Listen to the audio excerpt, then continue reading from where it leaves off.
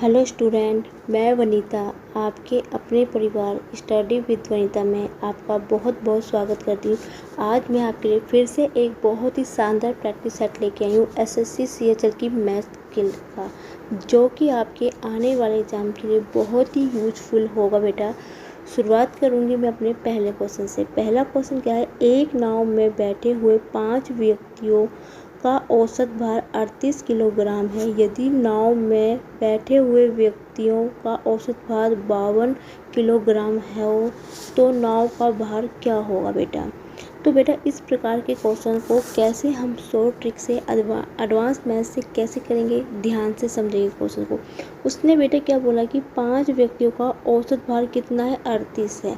तो उन 5 व्यक्तियों का कुल भार कितना है, तो 5 व्यक्तियों का कितना होगा बेटा, 38 गुना 5, 5 8 पंजे 40 का 4 15 और 4 19, मतलब टोटल जो 5 व्यक्तियों का जो टोटल भार है 190 किलोग्राम है।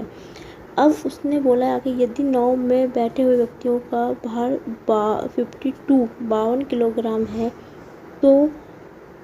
तो नाव का भार कितना होगा। अब सीधी सी बात है, व्यक्ति तो बेटा 5 ही है ना, इसमें ये तो नहीं बोला कि यहाँ पे आगे कम हुए या ज़्यादा हुए।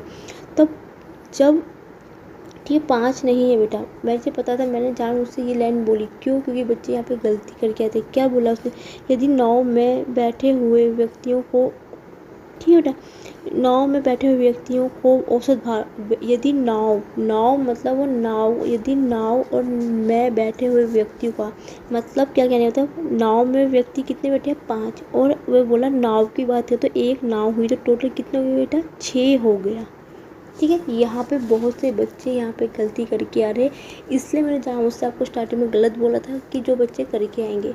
ठीक है बेटा, उसने क्योंकि नाव में बैठे मतलब 5 व्यक्ति तो नाव में बैठे हुए और एक और व्यक्ति, एक नाव होगी 6, तो 6 यदि नाव के साथ 6 यदि कितने हुए तो 52 किलो है, मतलब 5 व्यक्तियों का 38 किलो औसत भार है। और जब नाव और व्यक्ति है 6, उनका औसत भार कितना है, 52 है।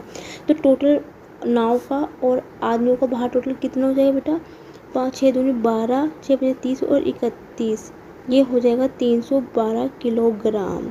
ठीक है बेटा, अब उसने क्या पूछा है, नाव का भार पूछा। अब सीधी सी बात है बेटा, नाव सहित उसका टोटल भार व्यक्तियों को कितना होगा, 312 है, और जो बैठे हुए व्यक्ति का उनका भार 190 है। यदि मैं दोनों को घटा दूंगी तो मुझे पता लग जाएगा ना कि नाव का भार कितना है। तो आपने क्या करना, 312 में से 190 घटा देंगे तो कितना आएगा बेटा, ये होगा 122 किलोग्राम हो जाएगा। तो 122 किलोग्राम किसमें है, ऑप्शन नंबर डी इसका बिल्कुल करेक्ट आंसर है। बस थोड़ा सा यहाँ पे भाषा का ध्यान समझना और कुछ नहीं है बेटा। ठीक है बेटा, उम्मीद है समझ में आ गया। नहीं भी समझ में आता तो बेटा मुझे कमेंट सेक्शन में लिख के आप बता दीजिएगा कि आपको ये चीज़ यहाँ पे क्लियर नहीं हो रहा बेटा। ठीक है बेटा, पेपर में ऐसे ही ट्रिक से करके आओगे तब भी बेटा पेपर कम समय में कर पाओगे बेटा। ठीक है बच्चे, अब मैं बढ़ती हूँ अपने नेक्स्ट क्वेश्चन पे। नेक्स्ट क्वेश्चन क्या बेटा, प्रथम 11 अभाज्य संख्या का औसत क्या है। ठीक है बेटा, सबसे पहले बेटा मैं आपको बता देती हूँ अभाज्य संख्या क्या होती है। अभाज्य जो संख्या वो होती है जो बेटा किसी से ना कटे, पूरी ना कटे, सिर्फ अपने अलावा किसी और संख्या से नहीं कटे। तो बेटा प्रथम की 2 हो गया, 3 हो गया, 5 हो गया, 7 हो गया, 4 है 2 से कट जाएगा, 6 2 से कट जाता है, 8 4 2 से कटेगा, 4 से भी कट जाता है आराम से। तो ये वो संख्या नहीं लेंगे। ठीक है बेटा, इसने बोला है बेटा प्रथम 11 अभाज्य है। आप ये मत सोचना कि 1 से लेकर 11 तक लेना, उसने बोला प्रथम 11 मतलब 11 संख्या लेनी है स्टार्टिंग की। 7 हो गया बेटा, 11 हो गया, 13 हो गया और 17 हो गया, 19 हो गया, 23 हो गया, 29 हो गया और 31 हो गया। 1 2 3 4 5 6 7 8 9 10 11, तो ये 11 संख्या होगी जो अभाज्य है। उसने पूछा औसत। जब भी बेटा इस प्रकार क्वेश्चन दे रखे औसत निकालने का फॉर्मूला पूछा तो आपने कहना है ये जो टोटल जो संख्या है उनको जोड़ देना है। और टोटल कितना पूछा गया, 11/11 कर दो, तो 2 + 3 + 5 + 7 + 11 + 13 प्लस का 17 प्लस का 19 प्लस का 23 प्लस का 29 प्लस का 31 बटा 11। अब मैं इसको जोड़ती हूँ, कितना बैठेगा बेटा, 7 3 3 2 5 10 10 एंड 17 17 हो गए, ये 17 लिख देती हूँ यहाँ पे। 7 1 8 8 8 और 3 11 11 और 18 18 27 27 30 30 और 4 34 1 35। ठीक, नहीं कुछ गलत हो गया यार, 35 कुछ गलत, कोई एक सेकेंड। 3 2 5 5 और 10 17 17 और 28 28 38 41 41 और 58 58 60 से तो ये होगा 160 160 बटा 11 160 बटा 11। तो इसका मतलब क्या हो, 11 एकम 11 सही में पूछा गया है, 11 एकम 11 और गया 5 50 11 चौके 44 11 चौके 44, तो कितना बचेगा, 6 आएगा शेष पर, 6 बटा 11 14 सही 6 बटा 11। तो ये ऑप्शन नंबर बी इसका बिल्कुल करेक्ट आंसर है, 14 सही 6 बटा 11। ठीक है बेटा, इन सबको जोड़ेंगे, जितनी संख्या उसको भाग कर देंगे, सोल्व कर देंगे बेटा। ठीक है बच्चा, अब बढ़ती हूँ मैं अपने नेक्स्ट क्वेश्चन पे। नेक्स्ट क्वेश्चन क्या है बेटा, डीजल के मूल्य में 20% की वृद्धि कर दी, किंतु उसकी खपत में 10% अधिक कम नहीं की जा सकती, तो खर्च में क्या प्रभाव पड़ेगा। जब भी बेटा इस प्रकार क्वेश्चन पूछ ले जहाँ पे 2% की वैल्यू बोली गई हो, जहाँ पे एक ही चीज़ पे 2% की वैल्यू पे की जा रही है, तो वहाँ पे आप बिना सोचे समझे सक्सीड मेथड लगा देना बेटा। खर्च में परिवर्तन का निकालने का, खर्च में कितना परिवर्तन निकालने की तो कोई बात की जाए तो सक्सीड मेथड लगा देना। सक्सीड मेथड क्या होता है बेटा, x प्लस माइनस का y प्लस माइनस का एक्स वाई बटा 100। जहाँ पे वृद्धि होगी वहाँ प्लस आएगा, जहाँ पे खपत होगी या कमी होगी वहाँ पे माइनस होगा बेटा। ठीक है बेटा, तो अब मैं लिखती हूँ x कितना है, 20% की यहाँ वृद्धि हो रही, तो यहाँ पे कितना आएगा 20। ठीक है बेटा, आगे वो क्या बोल रहा है, 10% की से अधिक कमी नहीं की जा सकती, कब वो कह रहा कमी की बात कर रहा है, तो ये यहाँ पे माइनस लिखूँगी, माइनस का 10। बहुत से बच्चे बेटा जो यहाँ पे गलती करके आते हैं, चिन्हों की गलती होती है और आपका आंसर गलत आता है। और यहाँ पे क्या है, प्लस माइनस की तो गुना होगी तो माइनस आएगा। ठीक है, तो कितना होगा, 10 गुना 20 बटा 100, 2 जीरो से 2 जीरो कट गया यहाँ पे, तो 10 माइनस का 2 एकम 2, तो 8% की क्या होगी बेटा, वृद्धि होगी। वृद्धि क्यों होगी बेटा यहाँ पे, क्योंकि मेरी संख्या प्लस में आ रही है। जब भी संख्या प्लस में आती है तो वृद्धि होती है, यदि मेरा आंसर माइनस में आता तो मेरा आंसर कमी दिखाता। ठीक है बेटा, बहुत ही है, इसी मेथड से क्वेश्चन को करना बेटा। ये सक्सीड मेथड हर किसी में भी लगा सकते हो आप इसको। CISA वाले क्वेश्चनों में भी कभी 2% की वैल्यू की बात की जाए तो वहाँ भी ये चीज़ लगता है बेटा। ठीक है बेटा, उम्मीद है समझ में आपको आया होगा। अब मैं बढ़ती हूँ अपने नेक्स्ट क्वेश्चन पे। नेक्स्ट क्वेश्चन क्या बेटा, एक नई मशीन की कीमत 1 लाख रुपए है, इनमें से उसके प्रथम 3 वर्ष का अवमूल्यन की दर 10%, 12 से 1/2% तथा 15% है। 3 वर्ष के बाद मशीन की कीमत क्या होगी। बेटा इस टाइप का क्वेश्चन जब भी आपसे पूछ लिया जाता है तो इसकी करने का शॉर्ट ट्रिक क्या होती है, जितना कीमत है उसकी कितनी है बेटा, 1 लाख, ठीक है, गुना बेटा देखो उसने बोला कि अवमूल्यन की दर इतनी है, अवमूल्यन मतलब उसकी कमी हो रही है, मतलब इतने प्रतिशत की, 12% की एंड 15% की। तो बेटा इस टाइप के क्वेश्चंस पे आपने क्या करना है, इसको 100 में से घटा देना है। 100 में से घटा दे तो 100 में से 10% घटाओगे तो कितना होगा बेटा, 90% बटा 100। इसी प्रकार 100 में से बेटा ये 12 से 1/2 मतलब होता है 12 24 माइनस के 25 बटा 2 हो गया बेटा। ठीक है बेटा, तो ये कितना हो गया, 2 एलसीएम लूँगी तो 200, 200 में से 125 घटेगा तो घटेगा 175 बटा 2। ठीक है बेटा। तो 175/2 गुना 100 तो कितना हो गया बेटा 200 हो गया, गुना इसी प्रकार से 15 घटाएंगे 100 में से तो कितना आएगा 85/100। जब भी अवमूल्यन की बात की जाती है मतलब उसका प्रयोग कर चुके हैं उतना, तो हमेशा घटाई जाती है चीज़, मतलब वो चीज़ पुरानी हो रही है उसको यूज कर लिया जाए तो 100 में से घटाएंगे बेटा। ठीक है बच्चा। अब इनकी कैलकुलेशन को सॉल्व करेंगे। देखो 2 4 6 6 यहाँ से 0 कट चुकी है बेटा। अब मेरे पास क्या बचता है यहाँ पे, अब नीचे से ऊपर की संख्या को मैंने काटना है बेटा। अब जहाँ तक मुझे ये लगता है बेटा आंसर पॉइंट में इसका आना है, पूरी संख्या नहीं कटेगी क्योंकि नीचे 2 है, तो इसमें से मतलब क्या है ऑप्शन बी और ऑप्शन सी बिल्कुल भी नहीं है। अब मुझे पहली ही संख्या से गुणा करके पता लग जाएगा कि मेरा आंसर क्या आएगा बेटा। सीधी सी बात है बेटा। ये मेरे पास क्या बचेगा, अब मेरे पास बचेगा 9 गुना 175 गुना 85/2। अब मैं क्या करती हूँ, पहले मैं इन तीनों की गुना कर देती हूँ, फिर उसके बाद मैं 2 से इसको भाग दूँगी, क्योंकि यदि मैं पहले 2 से भाग देती हूँ तो संख्या मेरी पॉइंट में आएगी, कैलकुलेशन मुझे थोड़ी टफ पड़ सकती है बेटा। ठीक है बच्चा। मैं गुना करूँगी इनकी तो आएगा 29,750 आएगा बटा 2। ठीक है बेटा। बेटा गलती हो गई थी गुना करने में थोड़ी सी, इसलिए जो कैलकुलेशन आप करोगे तो आएगा 13,03,885 आएगा बेटा। ठीक है बेटा। ठीक है बच्चा। तो मेरे से गलती हो गई थी गुना करने में, यहाँ पे थोड़ा सा मैंने चेक किया क्योंकि इतना कम तो आएगा नहीं ये। ठीक है बेटा, बटा 2 तो सीधी सी बात है 2 तिया 6, मेरी पहली संख्या 6 आ रही है। तो इसका मतलब क्या है, स्टार्टिंग के मेरे को ऑप्शन डी में दिख रहा है कि पहला आंसर 6 से आ रहा है, तो मुझे आगे गुना करने की ज़रूरत नहीं पड़ेगी, तो मेरा आंसर यही निकल जाएगा बेटा। इस तरीक़े को बेटा हमेशा यूज किया करो। जब भी कैलकुलेशन वाला क्वेश्चन आपसे दिया जाए तो हमेशा या आप हमेशा इकाई गुना करोगे तो इकाई के अंक चेक कर लीजिए ऑप्शन से, जहाँ पे आपको दिखता है तो वहाँ पे आपको आगे गुना करने की ज़रूरत नहीं पड़ती बेटा, जो इस टिक्स को फॉलो करता है। क्योंकि बेटा कैलकुलेशन एक ऐसी चीज़ है जिसकी आप डेली प्रैक्टिस करो, बहुत अच्छा है, क्योंकि कैलकुलेशन बहुत टाइम लेती है बेटा।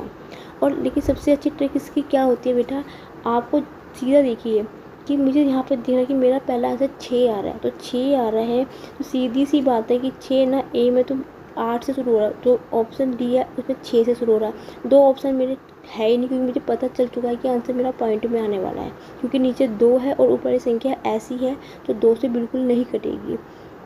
ठीक है। अब मुझे गुना भाग करके देखा कि 6 आ रहा है, तो मुझे आगे गुना करने की जरूरत पड़ती है क्योंकि 6 मेरे सिर्फ एक ही ऑप्शन में, ऑप्शन नंबर डी में। ठीक है बेटा। अब मैं बढ़ती हूँ अपने नेक्स्ट क्वेश्चन पे। नेक्स्ट क्वेश्चन क्या बेटा, साधारण ब्याज की एक निश्चित दर से 7 वर्ष में अपने से 2 गुना हो जाए तो ब्याज दर ज्ञात करेंगे। ठीक है बेटा। इस टाइप के क्वेश्चन को कैसे हम करेंगे ध्यान से समझेंगे बेटा। हमें इसमें समय कितना टी दे रखा है, हमें 7 दे रखा है, एन कितना दे रखा है, दुगुना दे रखा है। तो आपने इससे हमेशा जब भी आपसे बोला जाए कि दुगुना होने की दर पूछी जाए तो आपने सीधा फॉर्मूला लगाना है, दर प्रतिशत बराबर होता है n-1 इंटू 100/t। ये इसका फॉर्मूला होता है, इस पर वैल्यू रखिए और सीधा ही आंसर निकाल दीजिए। ठीक है बेटा। जहाँ तक मुझे सही लगता है ये सही में ही आएगा, तो ए या बी में से इसका आंसर होना चाहिए। ठीक है, एक बार कर लेते हैं कोर्स। ठीक है। आर हमें निकालना है, तो एन कितना है 2, 2 में से 1 गया, बचेगा 1 गुना 100/7 प्रतिशत। 100/7 का मतलब होता है 14 सही 1/2। कैसे बता देती हूँ, 7 एकम 7, 20, 7 दूनी 14, 6 बचेगा। क्या कर रही हूँ मैं, कुछ गलत कर दिया क्या, एक सेकेंड को कुछ भाग देने में गलती हो गई।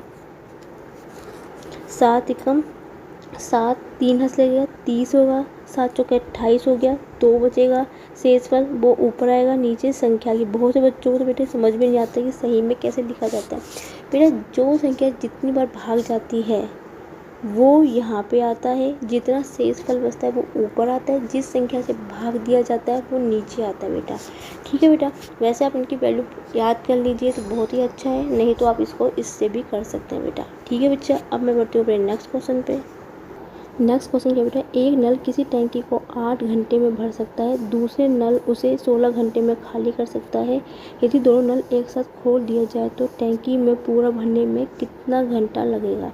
जब भी बेटा इस प्रकार के क्वेश्चन आपसे पूछ जाते हैं कि इतना भर जाता है टैंकी में, दूसरे नल को खाली कर दिया जाता है इतने घंटे में, दोनों को साथ में खोल दिया जाए तो कितना घंटा लगेगा। इस टाइप के क्वेश्चन को सीधा तरीका होता है बेटा, फॉर्मूला होता है AB/B-A। ठीक है, टैंकी को भरने का समय 8 गुना खाली करने का समय माइनस का जो टैंकी को भर रहा है वो, सीधा गुना भाग करेंगे, सोल्व करेंगे। ठीक है बेटा, 8 गुना 16/8 हो गया, 8 से 8 घट गया, 16 घंटे होगा इसका correct answer, option number C बेटा। ठीक है बच्चा, कुछ नहीं था, देखते ही सीधा आंसर आना चाहिए बेटा। इस टाइप का क्वेश्चन का सीधा तरीका होता है, ये होती है शॉर्ट ट्रिक होती है निकालने की ये। ठीक है बेटा, अब मैं बढ़ती हूँ अपने नेक्स्ट क्वेश्चन पे। नेक्स्ट क्वेश्चन क्या बेटा, एक समकोण समद्विबाहु त्रिभुज जिसका कर्ण 12 सेंटीमीटर है, उसका क्षेत्रफल पूछा है बेटा। 3D का क्वेश्चन है, मेंस्ट्रुएशन का क्वेश्चन है, क्षेत्रवृत्ति का क्वेश्चन है। ये क्वेश्चंस बेटा, ये क्वेश्चन हमेशा पूछे जाते हैं और ये क्वेश्चन हमेशा फॉर्मूले बेस पे ही होते हैं। ठीक है बेटा, उसने पूछा है कर्ण दे रखा है और उसका क्षेत्रफल पूछा हुआ, तो कर्ण से मैं क्या कर सकती हूँ बेटा, आपको पता है कि समकोण त्रिभुज का कर्ण बराबर क्या होता है बेटा, कर्ण बराबर होता है √2a। ठीक है सर बेटा, पहले मैं आपको समकोण समद्विबाहु त्रिभुज के बारे में थोड़ा सा बता देती हूँ। ठीक है, इस चैप्टर को शुरू करने, इसमें क्वेश्चन को करने से पहले नेक्स्ट पेज में बताती हूँ। ठीक है बेटा, ये होता है एक समबाहु त्रिभुज, सॉरी क्या बना दिया मैंने, ये तो समकोण, ये होता है समद्विबाहु त्रिभुज होता है बेटा ये।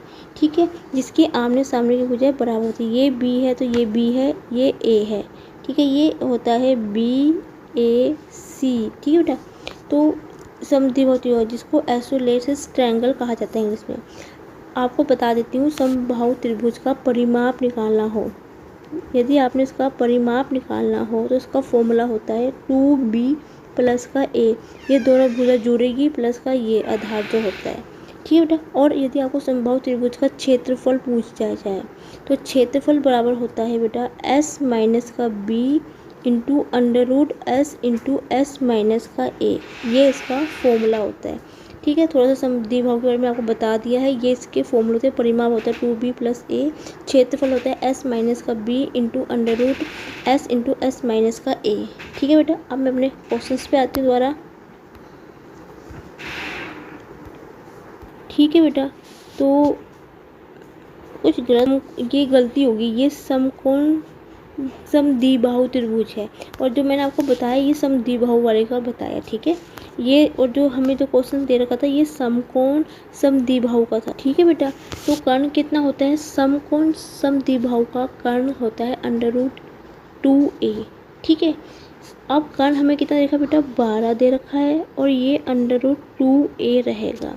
यहाँ से मैं a की वैल्यू निकालना चाहूँगी तो मुझे कितनी मिलेगी बेटा, 12/√2। ये 2 है, ये इसके पास चला जाएगा तो मुझे यहाँ पे भुजा की, ठीक बेटा, यहाँ से मुझे भुजा की वैल्यू पता चल गई। अब आपको बताती हूँ कि समद्विबाहु त्रिभुज का जो क्षेत्रफल होता है उसका जो फॉर्मूला होता है बेटा, क्षेत्रफल का जो फॉर्मूला होता है 1/2 गुना A² होता है।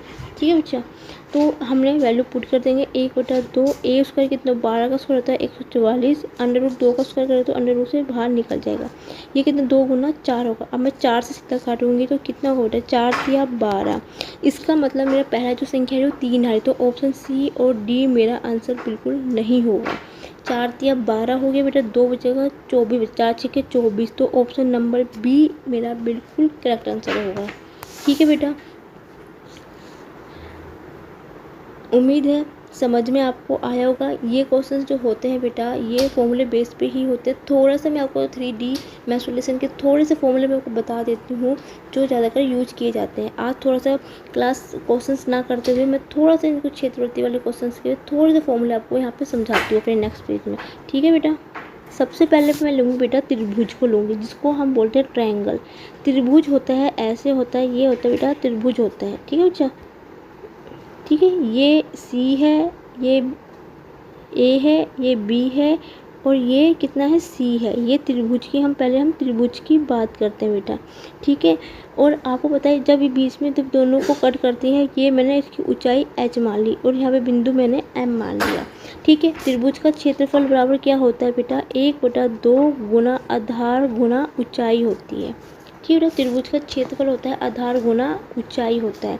यदि आपसे इसी में विषम बाहु त्रिभुज पूछा जाए, विषम बाहु त्रिभुज, ठीक है बेटा, विषम बाहु त्रिभुज, ठीक है, जिसका चित्र ऐसा बनता है बेटा, ये ए है, ये बी है, ये सी है। इसमें इनकी जो तीनों भुजाएं जो होती है वो अलग अलग होती है। ये ए है, ये बी है, ये सी है, ठीक है बेटा। एक चीज़ विषम बाहु त्रिभुज, विषम से पता चलता है कि जो तीनों की भुजा जिनकी अलग अलग होती है। तो इसका फॉर्मूला होता है बेटा, यदि आपसे इसका परिमाप पूछा जाए तो इसका फॉर्मूला होता है a + b + c, मतलब तीनों भुजाओं का योग, ठीक है। यदि आपसे इसका क्षेत्रफल पूछा जाए, क्षेत्रफल बराबर होता है √s × s - a होता है। थोड़ा सा मिटा देती हूँ उसको, प्लस नहीं होता, s - a, ठीक है बेटा, into s - b into s - c, ठीक है बेटा। और यहाँ पे s की वैल्यू क्या होती है, s की वैल्यू आपको निकालने के लिए क्या होता है, s की वैल्यू निकालनी होगी तो यहाँ पे होता है a + b + c/2 होता है, ठीक है बेटा। जहाँ पे s की वैल्यू क्या होती है, विषम a + b + c तीनों भुजाओं का योग बटा 2, ठीक है। विषम बाहु त्रिभुज जिनकी तीनों भुजाएं अलग अलग होती है, इसका परिमाप होता है तीनों भुजाओं का योग। यदि आपसे क्षेत्रफल पूछा जाता है तो √ में s × s - a into s - b into s - c, और s यहाँ पे कैसे निकालोगे आप, s की वैल्यू तीनों भुजाओं का योग, उसका तीनों भुजाओं का योग का आधा कर देना है आपने, ठीक है बेटा। आगे बढ़ते हैं। आगे जो होता है बेटा समकोण त्रिभुज होता है, समकोण त्रिभुज, ठीक है। ये होता है समकोण त्रिभुज, इस प्रकार से होता है बेटा, ठीक है बेटा। ये C है, ये B है, ये A है, ये मैं यहाँ पे B मान लेती हूँ, यहाँ पे H मान लेती हूँ, ये P, आप कुछ भी मान सकते हैं।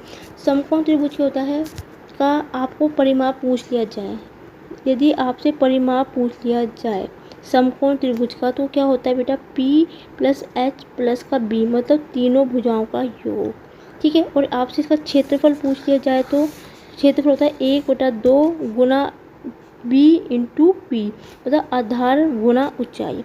और आपको पता है यहाँ पे पाइथागोरस पर में भी इसी में लगती है कि कर्ण का स्क्वायर बराबर होता है h का स्क्वायर बराबर होता है p का स्क्वायर प्लस आधार का स्क्वायर, ठीक है बेटा। ये समबाहु त्रिभुज में भी होता है कि कर्ण का स्क्वायर बराबर होता है आधार का स्क्वायर प्लस का लंब का स्क्वायर, ठीक है बेटा।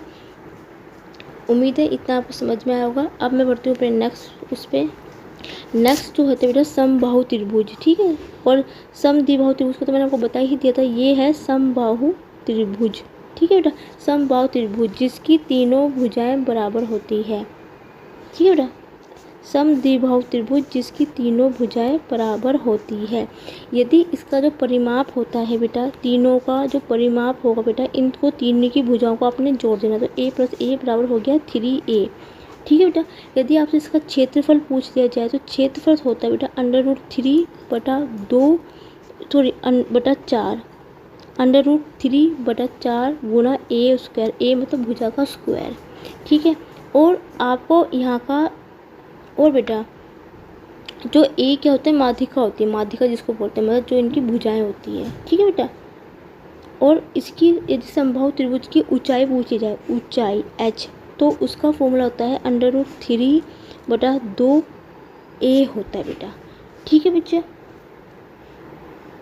ठीक है बच्चा, ठीक है बच्चा। यदि आपसे परिमाप पूछा तो तीनों भुजाओं का योग 3a, क्षेत्रफल होता है √3/4a²। यदि आपसे ऊंचाई पूछी जाए तो √3/2a, ठीक है बच्चा। आज मैंने आपको सिर्फ इसका बताया है, त्रिभुज का, विषम बाहु त्रिभुज का, समकोण त्रिभुज का, समद्विबाहु त्रिभुज का, समबाहु त्रिभुज का, जो कि इस फॉर्मूले बेस पे क्वेश्चंस बनते हैं बेटा। आगे मैं आपको आयत, समचतुर्भुज, वर्ग, इनके बारे में भी आगे बताऊंगी। आज की क्लास मैं बेटा यही ख़त्म करती हूँ। उम्मीद है आपको आज की क्लास पसंद आई होगी, वीडियो पसंद आई होगी। वीडियो अच्छी लगे तो प्लीज़ बेटा वीडियो को लाइक करना ना भूले, कमेंट करना ना भूले। एंड शेयर करना ना भूलें। यदि आपके पास कोई आपको किसी भी प्रकार किसी भी कोर्सेज में कोई भी दिक्कत आ रही है, किसी भी चैप्टर में कोई दिक्कत आती है, तो आप मुझे उसको कमेंट में भी बता सकते हैं। तो मैं पूरी कोशिश करूँगी कि आपकी प्रॉब्लम्स को मैं सॉल्व कर सकूँ। And thank you for watching my video. कल फिर मिलती हूँ नई क्लास में नए क्वेश्चनों के साथ। तब तक के लिए बेटा गुड नाइट, स्वीट ड्रीम।